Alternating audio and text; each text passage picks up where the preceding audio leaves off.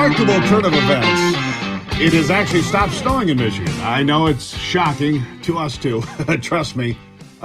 Just 9 days ago, it was still snowing here. I'm not bitter, maybe a little. The point being is we're heading into the summer traveling season. I look at the price of gasoline and airfare. If you're going to go on vacation or even thinking about it, what's that looking like in your financial portfolio for today? Nick Hopwood, certified financial planner, founder and president of Peak Wealth, joining me now. Nick, always good to see you, my friend. Thank you, Steve. Great to be here.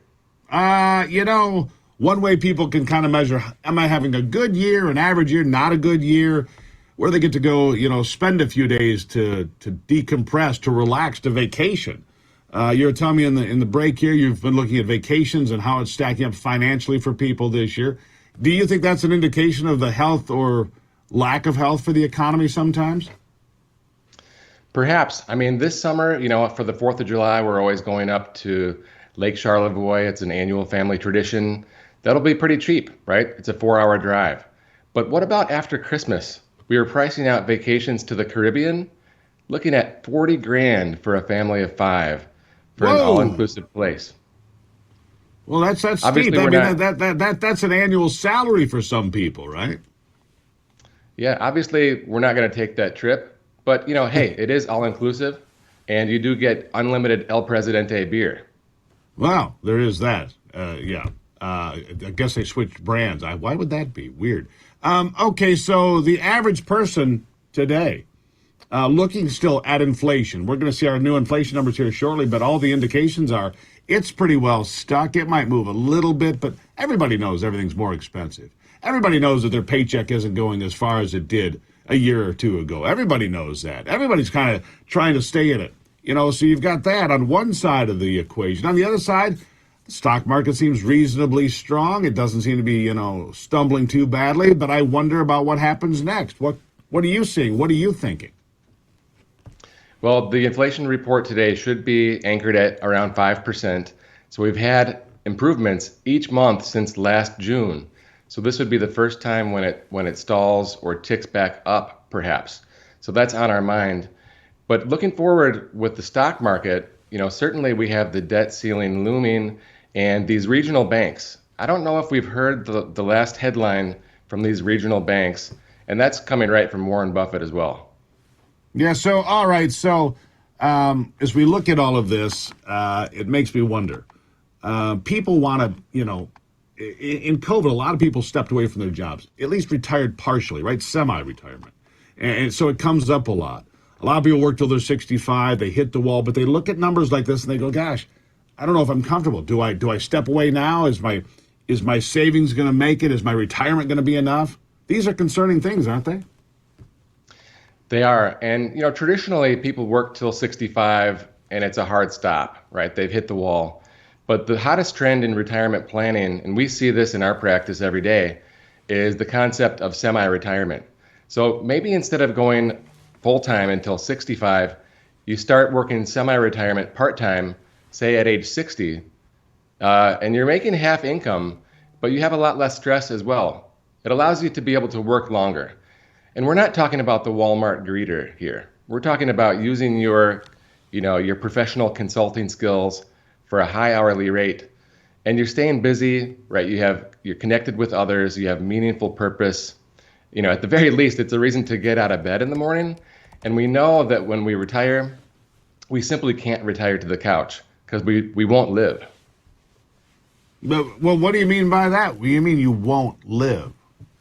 Well, it's no fun, but also your life expectancy is going to decline dramatically if you're not active and you're not in the community and you're not out and about with other folks.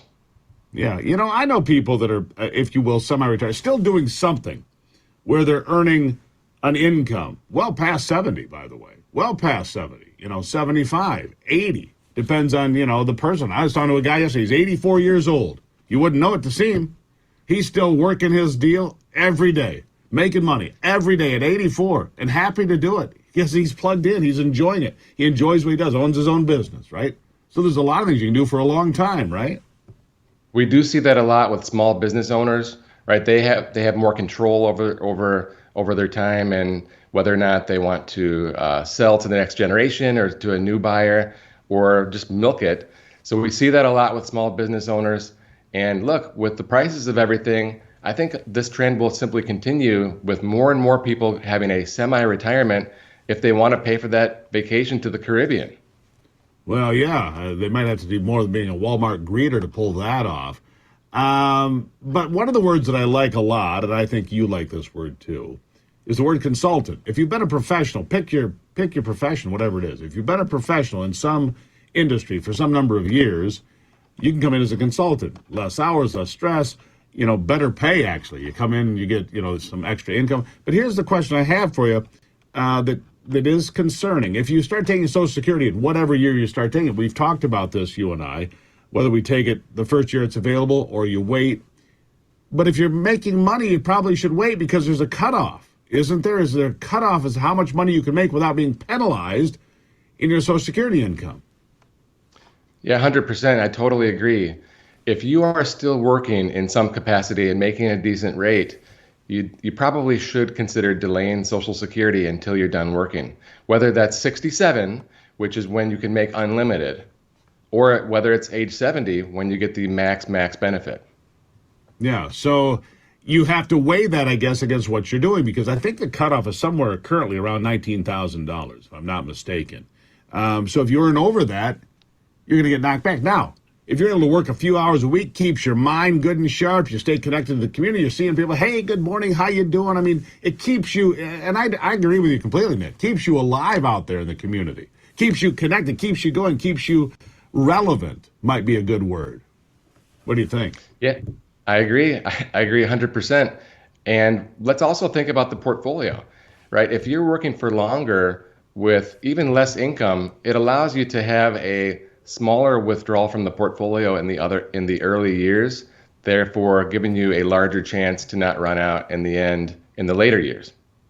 Right, so you can take that all-inclusive vacation maybe more often. Because if you keep stacking cash and you take little bit, well, that chunk of cheese will sit there and grow because, well, at least that's the theory, right? It continues to grow over time. And I'm looking at the market again today. You're over 33,000. Still very strong, no real problems yet. But if they don't deal with the debt ceiling, that's the one big red flag on the horizon. They met yesterday, the Republicans and Democrats, don't see much progress there. And the last time that they had an impasse like this back in 2011, there was an 800-plus point drop. At the time, the biggest single drop in a day. It was long before the market was at the level it is now. It's a little unsettling. I'll give you the last word there. Yeah, and you and I haven't talked too much about the debt ceiling yet, but I'm glad you brought it back up. It's very important. If you have cash needs over the next month or two, put that money in cash now. Don't be having it in the market where we can have a 10% drop or worse if we have a debt ceiling impasse in June and July. All right, so plan ahead right now. Don't leave it sitting there. Nick Hopwood, tell folks how they can find you right now. Yeah, check us out at peakwm.com. If you're looking for a second opinion, you can schedule online, and we're happy to consult. peakwm.com. Nick, always a good conversation, my friend. Thank you. Good seeing you. Good to see you, too. Thank you. All right, I'll take a break. We're going to talk about some other important issues right after this. Don't go anywhere.